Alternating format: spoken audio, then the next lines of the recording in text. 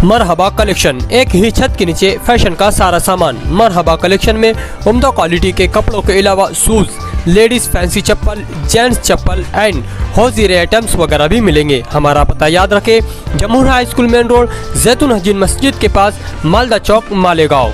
मैंने आज के नुमाइंदे का काम रुकवाया।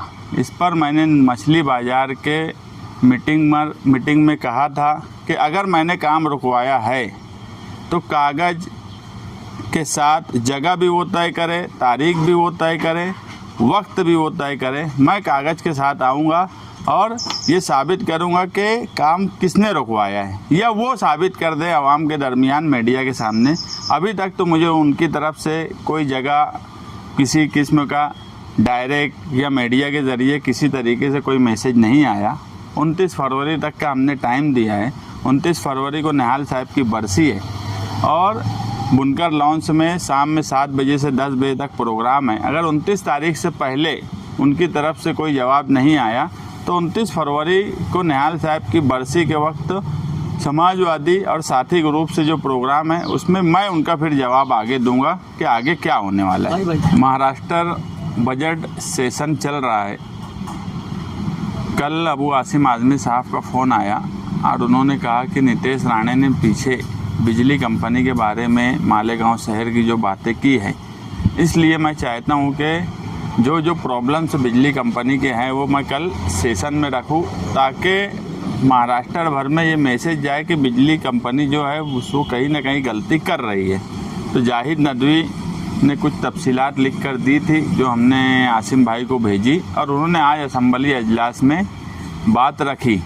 लोड शेडिंग से लेकर जितने मसाइल है सब पर तफसील से अपनी बातचीत रखी। हम प्रेस वालों को बुलाने का मकसद ये है कि ये मालेगांव शहर के एमएलए नहीं हैं अबू आसिम आज़मी साहब, मगर उन्हें किस तरह की फ़िक्र है कि एक फ़िरका परस्त लीडर अगर इस तरह की बात बोल रहा है तो उसका तोड़ क्या होना चाहिए, ये सोचकर उन्होंने असम्बली अजलास में बात रखी। और प्रॉब्लम से पहले से भी है और उस पर चंद्रकांत पाटिल ने इससे पहले जवाब दिया था। आज भी आसिम भाई ये बोले कि जो मिनिस्टर है वो इस पर मीटिंग लगाए और अपनी इस पर बातचीत करे। मालेगांव शहर की आवाम से मैं कहना ये चाहता हूँ कि जो मौजूदा आमदार हैं उन्हें ये सब बात नहीं समझ में आती, ऐसा नहीं है। वो जानबूझकर ये सब बात करना नहीं चाहते। जो बात फिरका परस्त बोल रहे हैं उनके सुर में सुर मिलाकर बोलने का काम आज के मौजूदा आमदार मालेगांव शहर में कर रहे हैं। जो नीतेश राणे ये बोला कि मालेगांव शहर में पुलिस कमिश्नर की ऑफिस होना चाहिए, बात यह है कि किस वक्त तुम क्या मांग कर रहे हो, इसके क्या असरात पड़ेंगे, ये भी बहुत अहम बात है समझने की।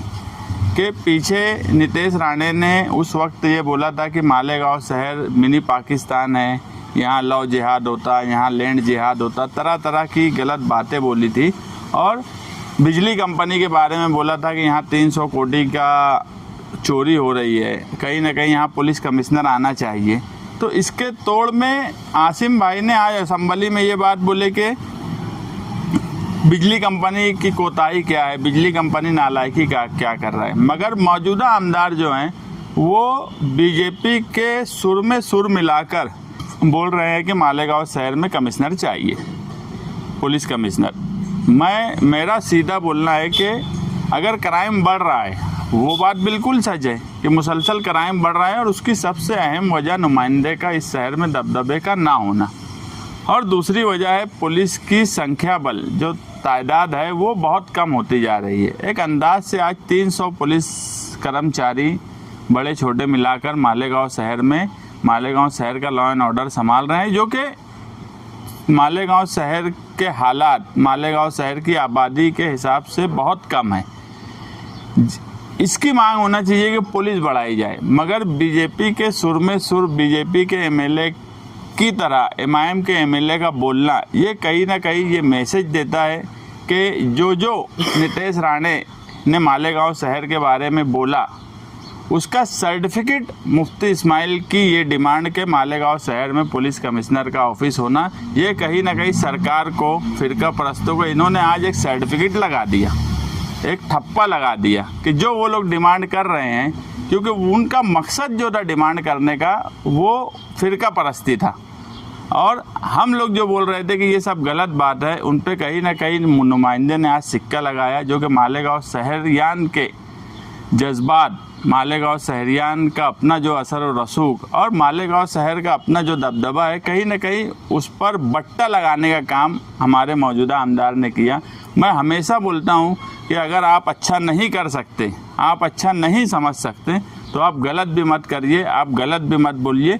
ये अगर आपको नहीं समझता तो लोगों से समझ लीजिए, लोगों की राय ले लीजिए कि किस मामले में क्या बोलना चाहिए, किस बात से। ऐसा है कि हर बात का मतलब सरकार निकालती है, डिपार्टमेंट निकालता है, लोग निकालते हैं। आज जातिवाद सरकार है, हर बात को लेकर बैठी है। आने वाला वक्त इलेक्शन का है, उनके लिए ये बात हो जाएंगी कि नितेश राणे अगर वहाँ चोरी की बात बोला, नितेश राणे अगर वहाँ पर पाकिस्तान जिंदाबाद की बात बोला, नितेश राणे अगर वहाँ लव जिहाद बोला, नितेश राणे अगर वहाँ पर लैंड जिहाद बोला, और इसके लिए अगर वो पुलिस कमिश्नर की बात बोला, तो कहीं ना कहीं वहाँ क्राइम इस तरह के है जिस तरह का नितेश राणे बोल रहा है। और ये डिमांड जो उसकी है वही डिमांड फडणवीस से ही, उन्होंने भी फडणवीस से डिमांड की, इन्होंने भी फडणवीस से डिमांड की। तो ये मालेगांव शहर के लिए अच्छा नहीं है। हम एक बात बोल रहे हैं कि महाराष्ट्र में आज समाजवादी पार्टी के जो 2 एमएलए हैं, कहीं ना कहीं वो मालेगांव शहर की नुमाइंदगी उनके हलके से ज़्यादा असेंबली में इसलिए कर रहे हैं कि मालेगांव शहर की आवाज़ असेंबली में नहीं आ रही है। आने वाला वक्त इलेक्शन का है। मालेगांव शहर एक पढ़ी लिखी खातून को इस शहर से नुमाइंदगी देगा, क्योंकि इस शहर में ना ही तरक्की का कोई काम हुआ, ना ही असेंबली में जिस तरह से नुमाइंदगी होना चाहिए उस तरह से नुमाइंदगी, उल्टा नुमाइंदगी के असरात फिरका परस्तों की हौसला अफजाई की तरह हो रहे हैं। पढ़ी लिखी खातून से मतलब यह है कि निहाल साहब की लड़की शान हिंद जो तजुर्बा रखती है, LLB है, MBA है, उसको सियासी तजुर्बा भी है, उसको कानूनी तजुर्बा भी है, उसको ये सलीका है कि कौन सी बात बोलना चाहिए, कौन सी बात नहीं बोलना चाहिए। 25 साल से ये शहर जो है एक पढ़े लिखे नुमाइंदगी से महरूम है, और उसका नतीजा है कि शहर तरक्की से भी महरूम हो गया। तरक्की करने का तरीका लोगों को नहीं समझा, कहाँ पर क्या बोलना चाहिए ये नहीं समझता, या फिर वो फिरका परस्तों से मिलजुल कर काम कर रहे हैं। ऐसे वक्त भी 25 साल इस शहर में कम नहीं है। इसलिए आने वाला वक्त नुमाइंदगी के तौर पर इस शहर से शान हिंद को नुमाइंदा बनाएंगे। ऐसा मुझे लगता है कि शहर में जो हालात बन रहे हैं और जिस तरह से ज़मीन तैयार हो रही है, उस तरह से इस बार शहर में तब्दीली आना लगभग तय है।